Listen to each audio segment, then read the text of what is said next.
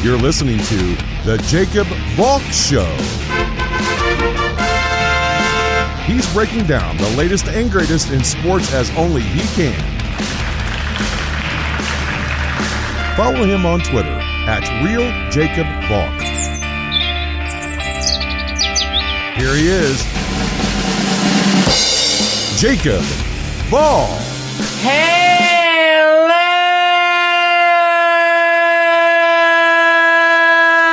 sports fans. Welcome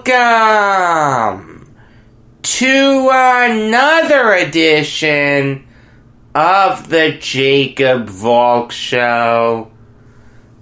I am Jacob Valk, and Garrett Cole was referred to as the Yankees' white whale, as the guy who the Yankees wanted to get, but they just couldn't.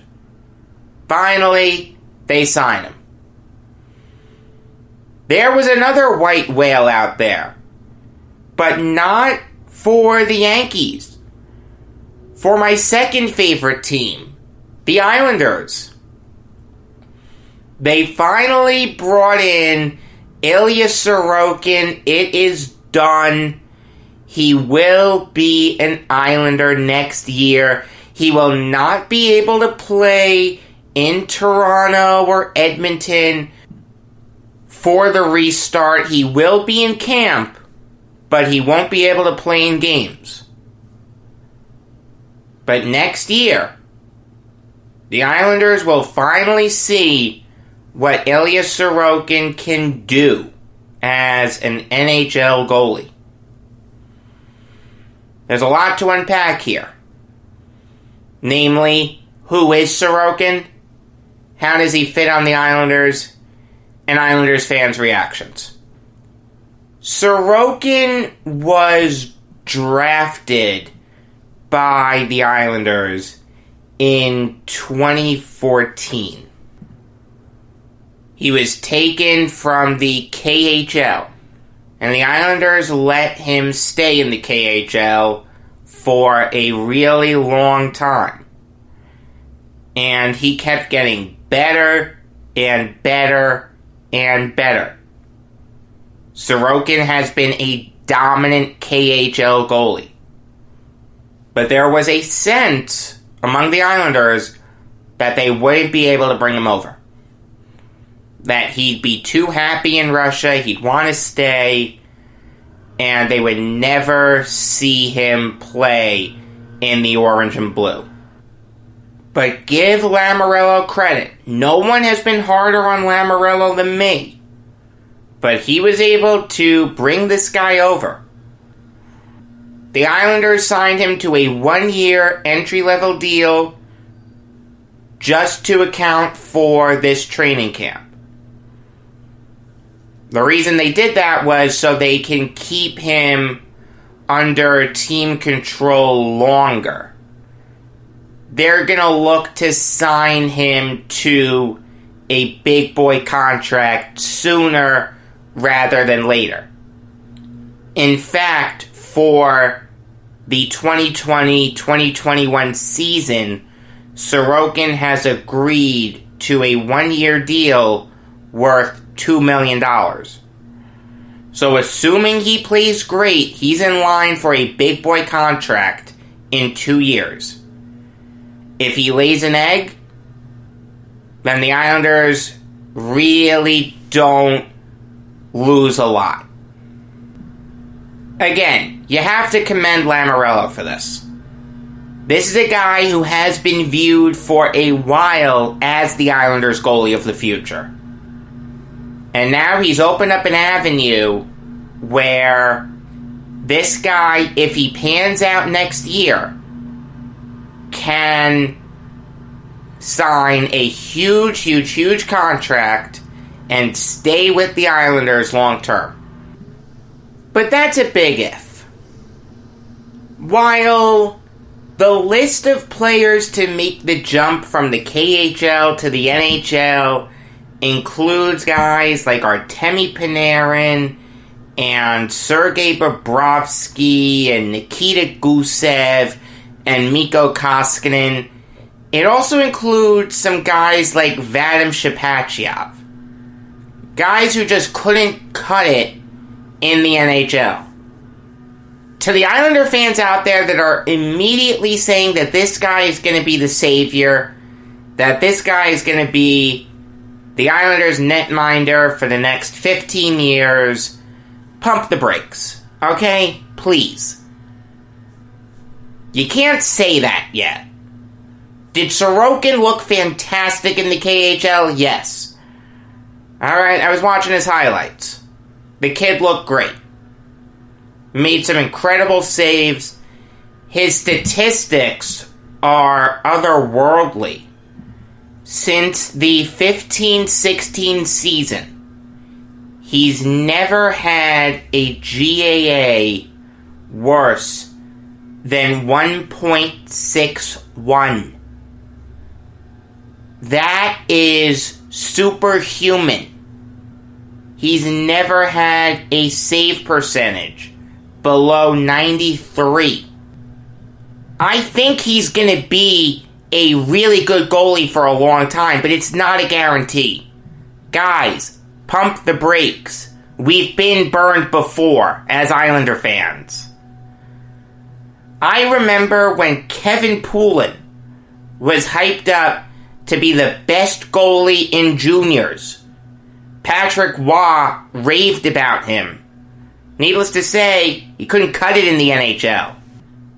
More recently, Vadim Shepachyov was great in the KHL.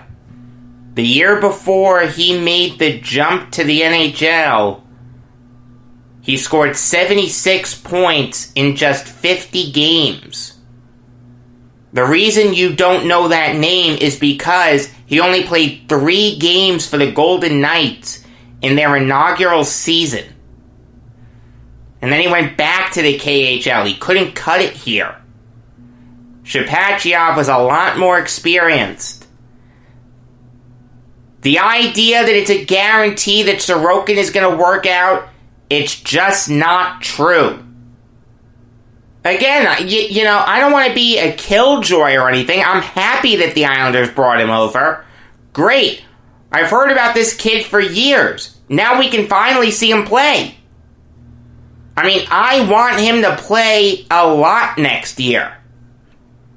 Varlamov and Greiss were used as 1A, 1B goalies this year. I have no problem with Sorokin in that role. But to the Islander fans out there that are immediately saying that this guy is going to be the next Billy Smith, I mean, please, use your noodle. This guy's never played a game in the NHL and you're saying that. It would be no different than if the Islanders drafted a goalie in this coming draft. And you saying that. I mean, come on. Look, I'm jaded. Rick DiPietro was hyped up as the savior. Didn't work out. Kevin Poulin was the savior. Didn't work out. A guy like Linus Soderstrom was supposed to be the savior.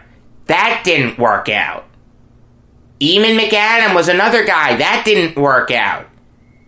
The Islanders have a long history of drafting these goalies and them not working out.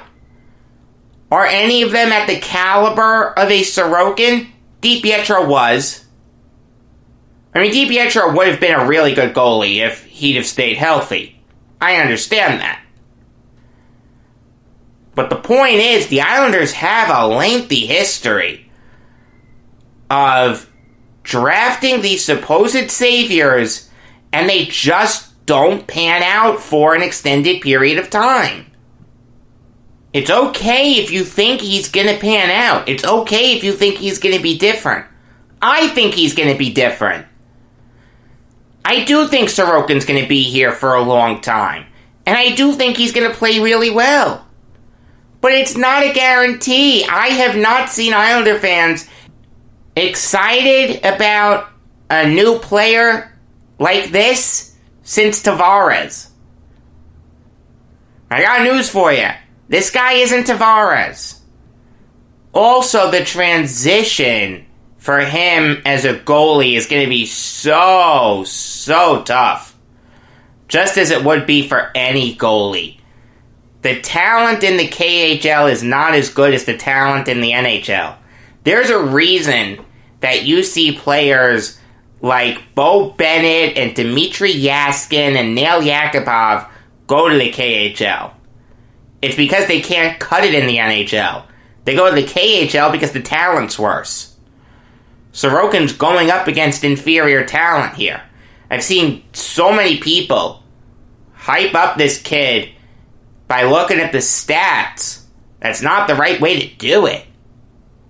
Do the stats jump off the page? Yes, it's why I brought him up earlier. But to say that makes him a guarantee that he's going to work out? No. Again, it's okay if you think he's going to pan out. I'm with you there. There are a lot of people that are saying that he's going to work out. Not just Islander fans. NHL pundits. But it's not a guarantee. That's the point I'm trying to make.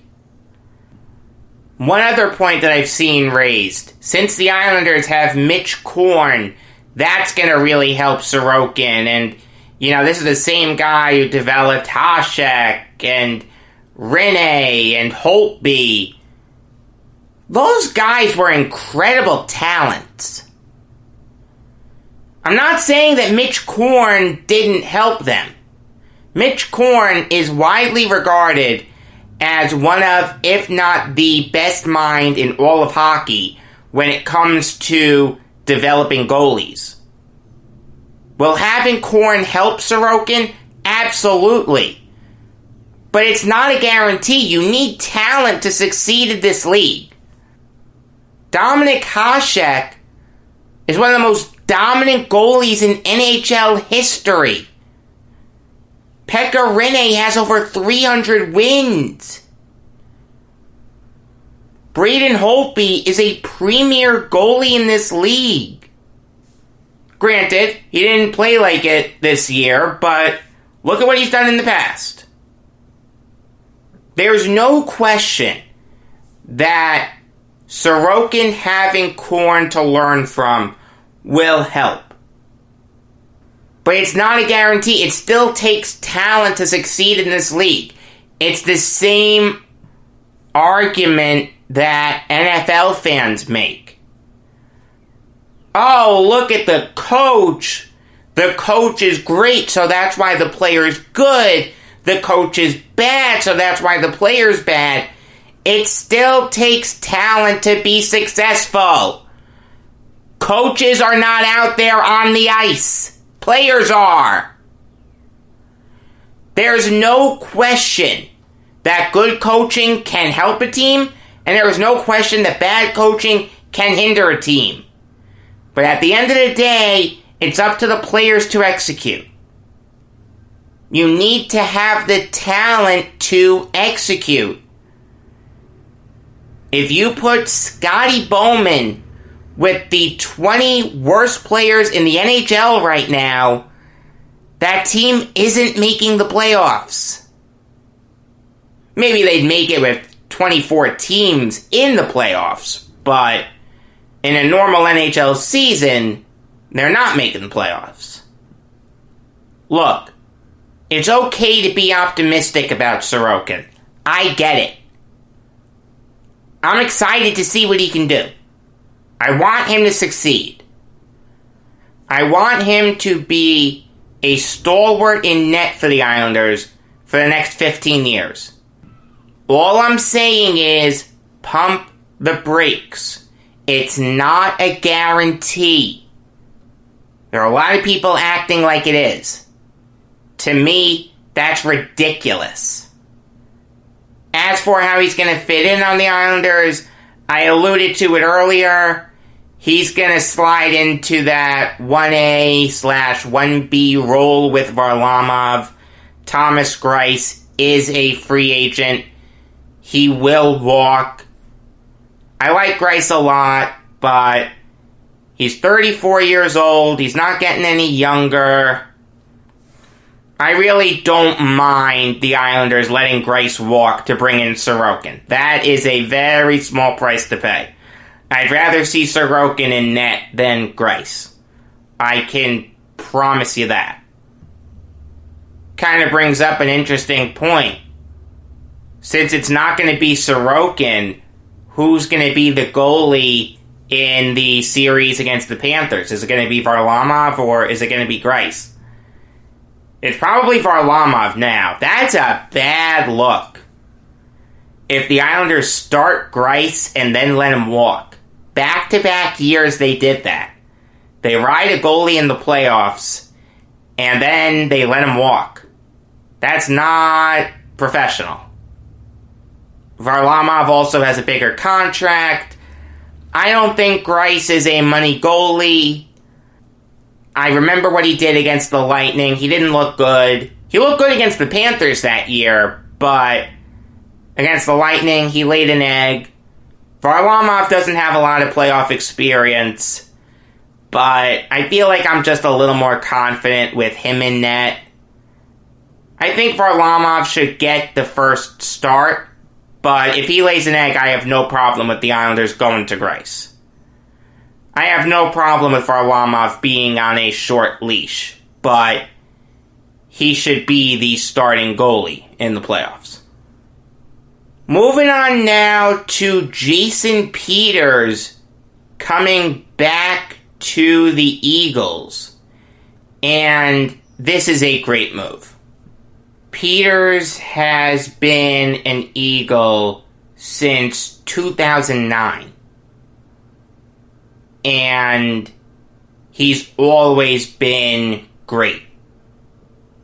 The guy's a borderline Hall of Famer. In fact, there are some people that will tell you he's a surefire Hall of Famer. Dominic wanted the Jets to go after him. And you know what? I didn't blame him at all. Great move by the Eagles in bringing him back. He can still play veteran presence. He's going to play guard, which is really interesting. It's something that he really hasn't done before. Brandon Brooks tore his Achilles and is going to be out for this coming season. So Peters said, hey, I'll play guard. He wanted to come back to the Eagles. I know that he was turning down offers from other teams. He really wanted to go back to Philly. I commend him for it. I like when players are loyal like that. It's going to be interesting to see how Peters does as a guard. I think he'll do a good job there. It's a lot easier to be kicked inside than it is to go outside. You get a little more double team help, and you're not dealing with edge rushers as much. I think Peters is going to have another great season for the Eagles. Howie Roseman couldn't have done much better in replacing Brandon Brooks. Moving on now to the massive Chris Jones extension. 4 years, $85 million. $60 million in guarantees. Holy cannoli. Jones is now the 4th highest paid interior defensive lineman in terms of total value behind Aaron Donald, Fletcher Cox, and J.J. Watt, and he's only behind Donald in terms of AAV and total guaranteed money. I gotta say, this is a fantastic move for the Chiefs. There are 2 ways you have to attack this. The contract itself and what it means for the future of the Chiefs. I'll start with the contract itself. Jones earned it. This guy has been a wrecking ball since entering the NFL in 2016. He's never had a Pro Football Focus grade worse than 72.6. And that was in his rookie year. If we take his rookie year out of the equation, his worst PFF year was last year when he was one of the best defensive linemen in the NFL at an 87.6 overall grade. He dominated in the Super Bowl, was all over the place, making plays, had a really good game. Is he the second best defensive lineman in the NFL? I mean, that's debatable. There are some people that would say Jones is. There are others that would say it was a guy like Cameron Hayward or Calais Campbell or Grady Jarrett or Fletcher Cox or DeForest Buckner. You'd get a ton of different answers. If you wanted to say that Jones was the second best, I wouldn't argue too much with you. Best is Donald. Second best, if you want to say it's Jones, that's fine. Now, to the people who were concerned about the Chiefs' future salary cap situations after the Mahomes extension, you're going to get even more people concerned about it now with the Jones extension. Look, there's no question that the Chiefs are going to be in cap hell at some point, and they're going to have to make tough decisions at some point. But you cross that bridge when you get there. You have the best player in the NFL today on your roster. You have a great system around him with guys like Tyreek Hill and Travis Kelce and a great defense with Jones and the Honey Badger and Juan Thornhill and Reggie Ragland and Frank Clark. You also have one of the best coaches in the NFL and Andy Reid. You worry about the future when it comes. Your time to win is now. Patrick Mahomes is only 24 years old. If you keep waiting for the future, before you know it, you'll have missed some of his prime seasons. And it'll be just as bad as a guy like Aaron Rodgers and Drew Brees only winning one Super Bowl. Cross the bridge when you get there. Keep the guys around who you know you have to keep. Worry about the other guys on the roster later. This is a fantastic move for the Chiefs. They have solidified their defense for the next 4 years. The contract is fair for him. He's being paid like he's the second best defensive lineman in the NFL, and I don't mind that. Chiefs fans have gone through a lot of suffering. Well, now they're going to go through a lot of winning. No decades of dumbass decisions today because I know it's going to take way too long. It'll end up being like an hour-long show, and I don't want to do that. So I'll go Baseball Hall of Faming and give you a Mount Rushmore. I'll start with the Hall of Fame. Here we go.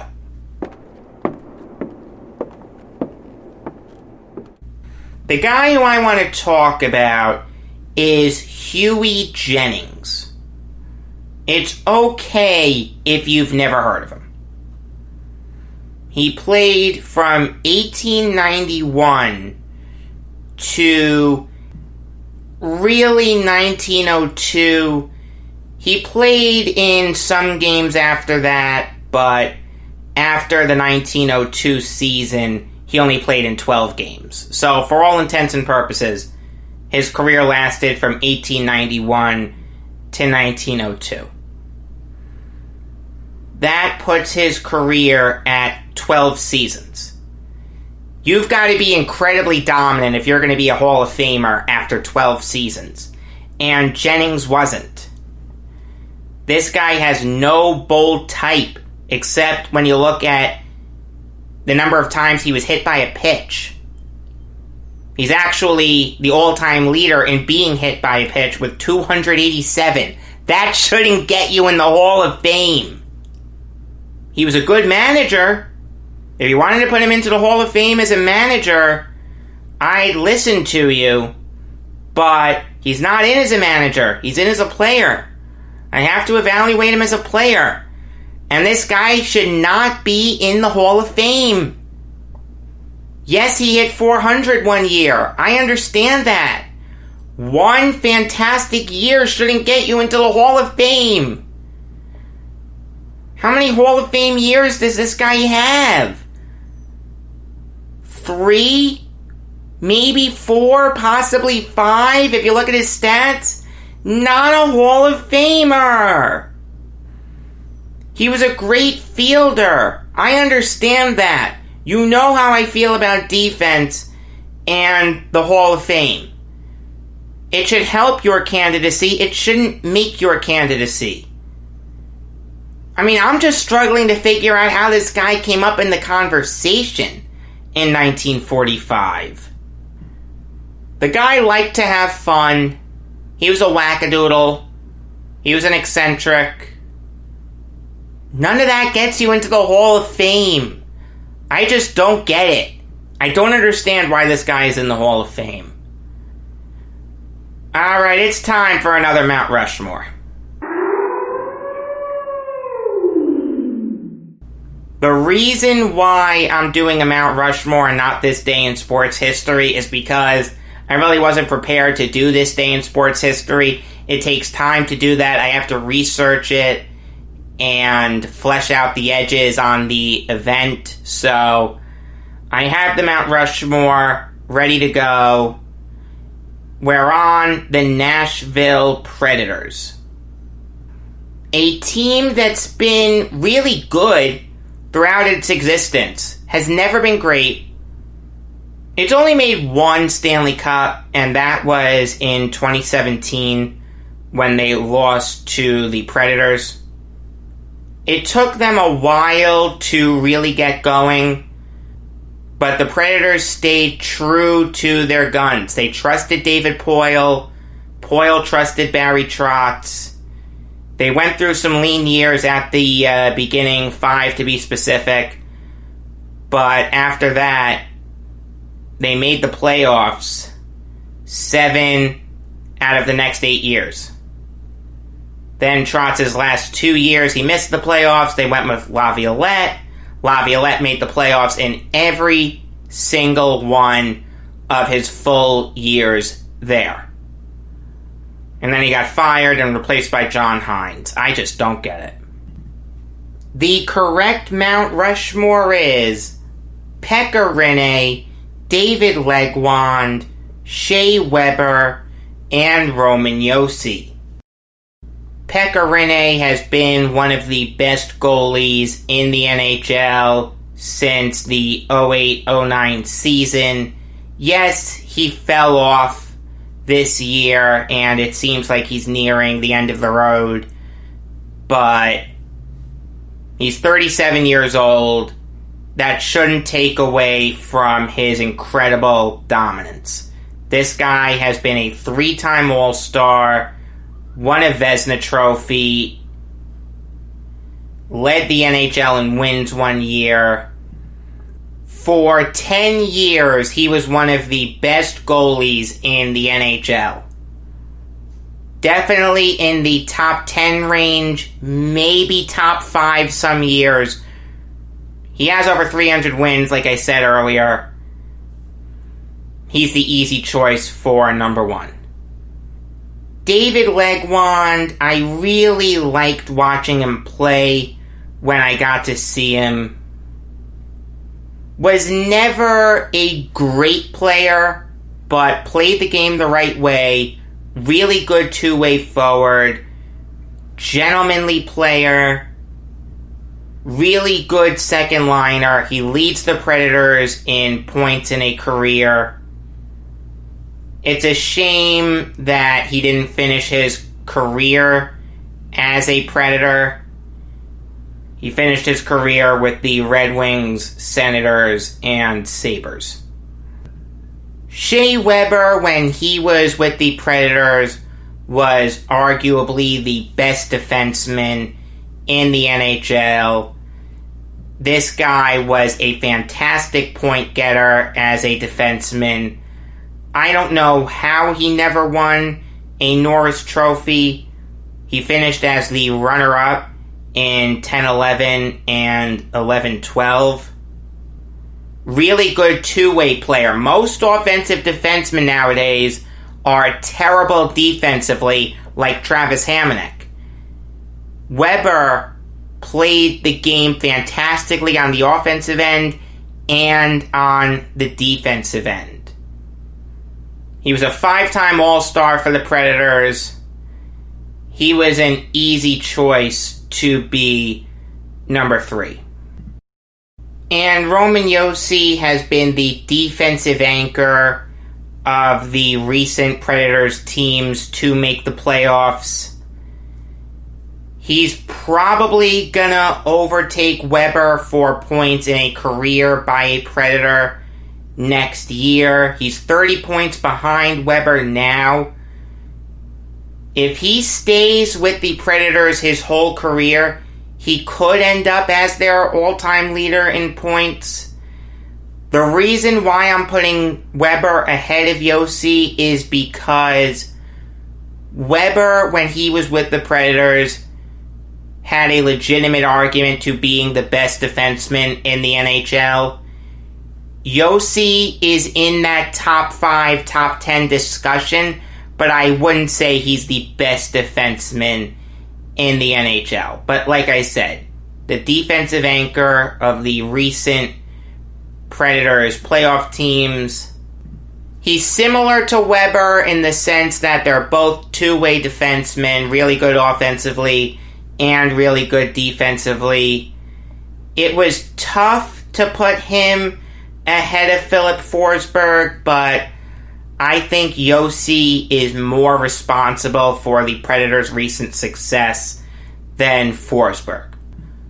Until tomorrow, I am Jacob Valk saying that you can't hit what you can't see.